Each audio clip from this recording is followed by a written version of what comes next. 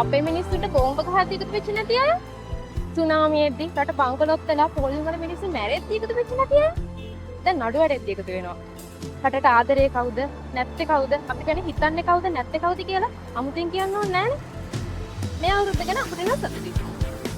Mission අන්ස්ටොපබල් ස්ථාවරව ඉදිරියට ජාතික ජන බලවේගය.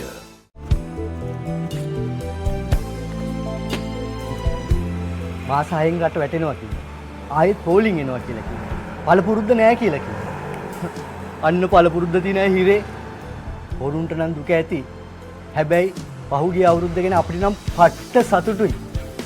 මිෂන් අන්ස්ටොපබල් ස්ථාවරව ඉදිරියට ජාතික ජන බලවේගය.